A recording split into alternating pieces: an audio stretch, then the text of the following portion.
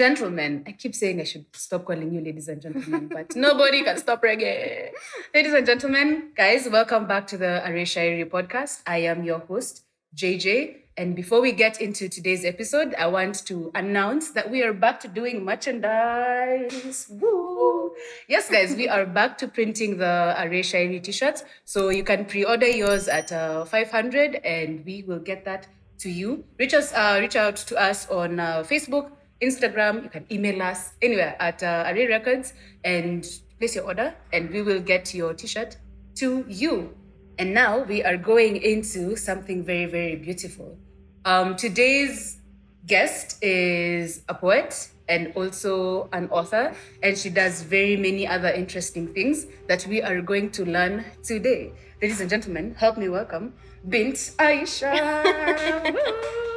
Hey girl. Thank you. Hi. Welcome to the podcast. Thank you. So honored to be hosting you. So happy to be Karibu sana. Asante sana. So here, tradition, we have a little tradition of ours where we start with your name, Bint Aisha. How did you choose that name to go with as your poet stage name? Bint means daughter. Okay. And Aisha is a very, very amazing name in Islam. She's one of the most emulated women in our religion. And whilst I was young, before starting poetry, I was like, I would want to name my child Aisha. So I was like, why not have that name before she even comes? Or, have that name so that later on she can call herself Bint Aisha Junior or something like that. Yeah, so you were just manifesting it. Yeah, I'm manifesting it. Plus, I didn't see the need to go outside my name because I was like, the other names felt a bit. I had a lot of names before I came to Bint Aisha. I had was it Princess Mulan? I was like, because growing up, Princess Mulan was one of the women I emulated because I was like, I want to be as strong as her. Yes, definitely a powerful character. And then we came to, I don't remember the other name, but it was a name that came out shouting and people were like, whoa, I'm scared of you from this name. And you haven't even started performing yet. Exactly. So coming to Bint Aisha, I think it represented me. Basically, and it will leave the name Aisha in your head. Ata kama utasahau Bint, lakini Aisha yes, Aisha will stick. Yes, it's actually a very, very beautiful name. Yes. So tell us about your journey in poetry. What was the first interaction you had with poetry? I think my first interaction with poetry was when I was young, coming to read books, or the time you'd be told, you know what, this is a poem, you can do this. And back in primary, I used to write songs. Yeah. What? Oh, wow. Crazy. You were a songwriter. Nice. I used to love singing.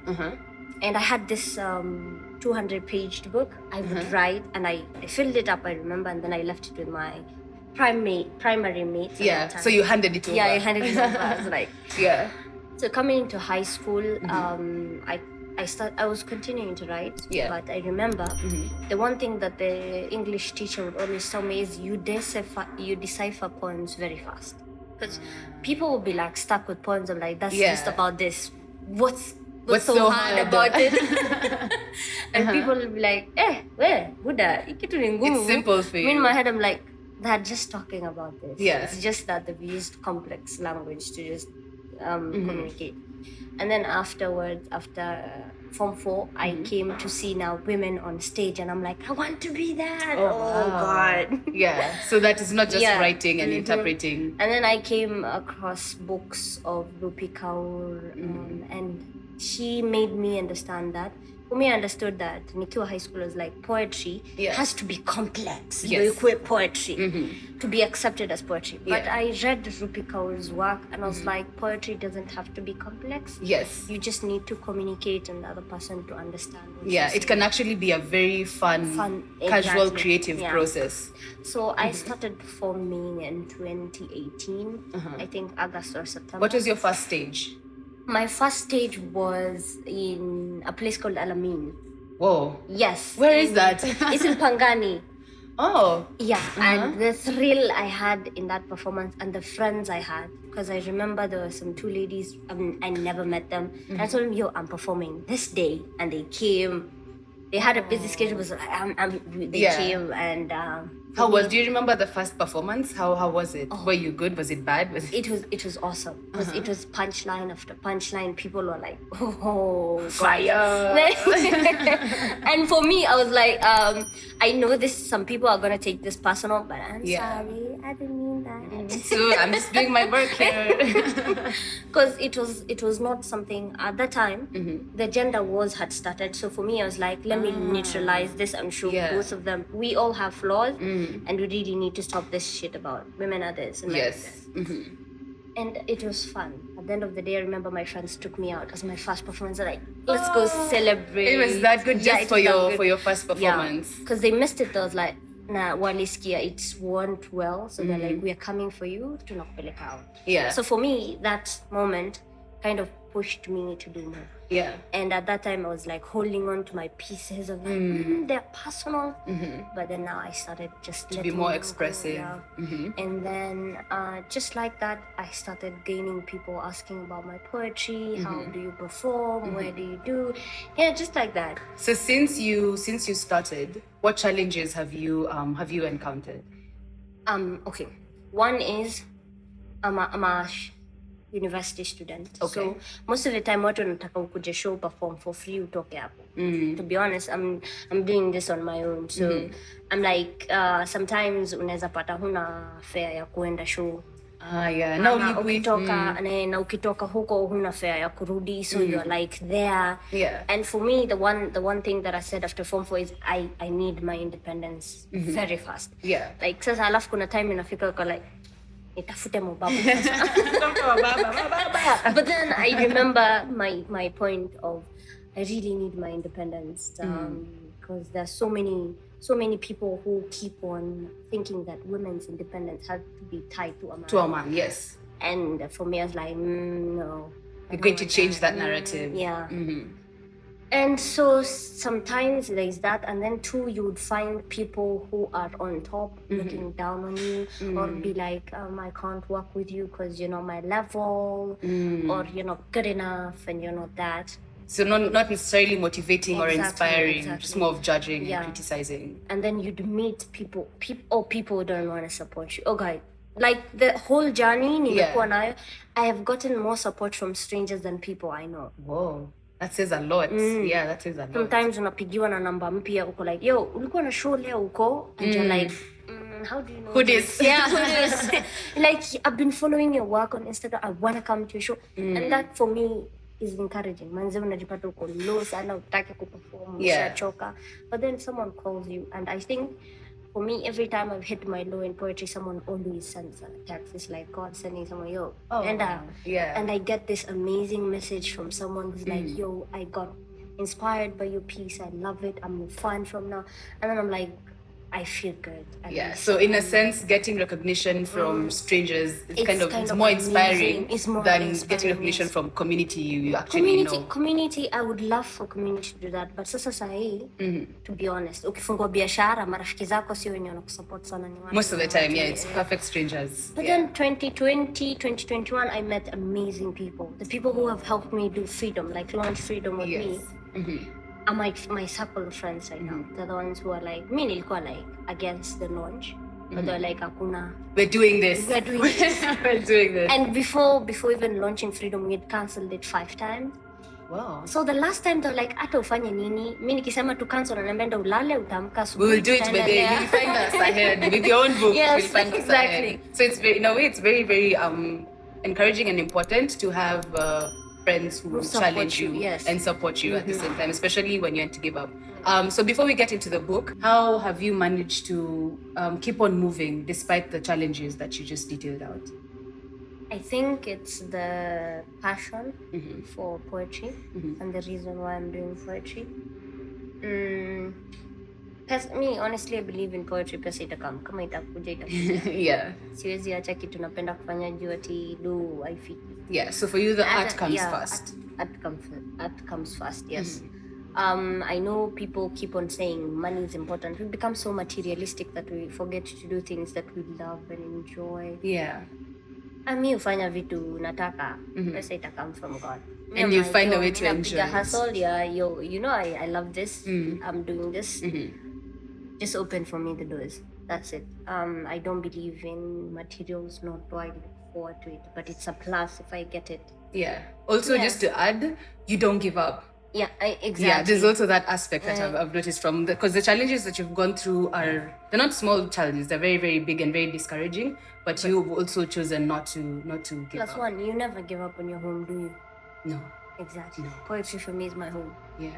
And I can't just up and leave it and be like, let me abandon. No. You'll be homeless. You'll be homeless. Exactly. Okay. So let's talk about freedom. It's something I'm very, very excited about. Guys, Bint Aisha has written a book called Freedom. It was launched very, very recently. You can get a copy from Bint Aisha on all socials. Bint Aisha. It's called Freedom. Here's a copy of the book. Very, very good quality, guys. Very, very awesome read. I would encourage you to get one and two and another one for your friend and their friend and your mother and everyone else, especially for people who don't. Yeah, especially for people who don't normally interact with poetry. Poetry books are a very, very good way to get them into the energy for poetry. Sure. So let's talk about freedom. Okay. How did you start writing a poetry book? Okay, it was an order. What? I am starting to love your friends, by the way. They're very positive pressure. I took on let's say a challenge. A lot of my friends have published books in these 2 years, and I was the one who was like, "Yay, they've done it!" And then they're asking me, "But no, publish me nachukua to backseat." I'm like, "I'm scared. No, it's not my time."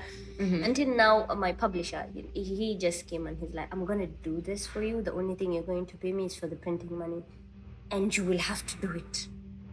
So I was like, "That's an awesome deal." Okay. Yeah. But then I slacked off. I didn't until the last 2 days, and then he came back and he's like, "Okay, so have you finished the work I gave you?" I was like, "No." He told me, "I don't care. We made the deadline for a reason. Yeah. Better work on it." So I had 2 days to write 52 poems. 52. Compile 52 of my poems and send. So in those 2 days, I had breakdowns because a lot of pain. There's a lot of pain. And for me, I believe I let all my emotions raw, wild and out there in the book. So I started writing, and every piece had different emotions. So it was like going on a theater of emotions. Like it was like scene 1, this emotion, scene 2, every poem, 52 of them, different. So at the end of the 2 days, I literally told him, "I'm tired. My eyes are dry because I've cried a lot." You've had to tap into a lot. Yeah. So you were writing every poem like a script, like that's what you were explaining. Every piece that is here, it's either something I've experienced personally or something that is in the nearby. So when you were crying when you were writing, is because you were tapping into your own personal the experiences. memories. It was like everything that was the reason why I wrote it at that point was coming back, and memories do hurt a lot. And at some point, I had to like give myself a break for like an hour or two to breathe because it was getting too much. And then go back because I had no other option. And so everything a person reads is Bint Aisha's raw emotions in everything you experienced. Because a lot of things that are here are awareness on different things that is happening, from gender-based violence to rape to mental health issues to childhood trauma, being lost, dreams and not having dreams, societal issues, societal pressure. So all that, I was like, it's high time I put it in one place and get freedom from it. Yeah. And put it outside there for people to get freedom from, because we have a lot of things that are shackling us to a lot of things that are not supposed to. Yeah. It's like, why not get free from it? So that's how you came up with the title. Yes. Freedom. That's Okay. very beautiful, because it's not just about your own personal freedom, because you've experienced your own freedom from writing it and processing these things, but then we also get to experience a certain freedom from our own issues through reading that. Yes. Awesome. So tell our people where they can find copies of your book. You can get the copies from me personally right now, and my Instagram handle is _Bint_Aisha 66. We will put it. On Twitter it is Bint Aisha. On Facebook it's Aisha Mohammed. What other? On LinkedIn Aisha Mohammed again. What's up? Hapo sasa tutaongea pesa. We'll talk, we'll discuss. And we will also make sure to add these handles after the video, and also on our socials on Array Records. Yes. Thank you so much you for so joining much. us, Bint Aisha. This has been so beautiful and so inspiring. Thank you. Before we finish, final words of encouragement for poets out there. I'd honestly tell you to don't look at the people you're doing it for, look at why you're doing it. Okay. Don't look at the pocket, look at the passion. Tap into your passion. The pocket will come. Ukifanya kazi fiti ndio itakuja. Na mtu asikwambie ati kazi yako ni trash. Juu yeye amefika mahali anataka kufika. Si hata yeye alikuwa trash at some point. Usijali. Just climb up slowly. Don't look at other people. Don't compare your work. Iyo fear iko. We don't all. If we were supposed to bring all works the same, tungekuwa wote basic. That's why we're different in our art. You use your art however you want it. Do whatever you want with your art, but at the end of the day, be you in your art. Usi change juu ya mtu. That's all. Awesome. Thank you so much, Bint Aisha. Thank you. Ladies and gentlemen, again, you all are still my ladies and gents, always. Now we get to enjoy a performance by Bint Aisha herself. Thank you, guys. See you on the next episode. Despair, my friend. It seems we're back to our old trend. I thought this time it would be different, but here I am embracing you, my friend. Despair, my friend. You make me crave pain. Life across the lane to show me I have nothing to gain. I feel you in my veins as you call out my name. Despair, my friend. It seems we're back to our old trend. I thought this time it would be different, but here I am embracing you, my friend. This is for all the women outside there. It's the African daughter, but I added a mix of soap before the poetry. Don't back down, don't lower your head, for you're a woman, a goddess in a land. Do not lower your head, for your ancestors fought for you. Their blood runs in the ground you step in. Their sweat nourished the plants that nourish you. Their backs resembled the battleground, but they held their head high. Their bodies were laid in the ground as a doormat too many times, but they held their head high. Do not let society tell you about you. You have our grace in your blood, our beauty in your color, our strength in your existence. So when you walk, hold your head high. Own your roots, spread them with each step you take. Flower the world with your words. Let our love trickle down with you as our storage. Carry our history like a crown chosen for you by the land you live in. So dear African daughter, raise your head. Let your resilience be as powerful as our rebellion, for our rebellion brought you freedom, the same freedom that carries your livelihood. This livelihood that's molded by your hands. So raise your head and let that audacity spread.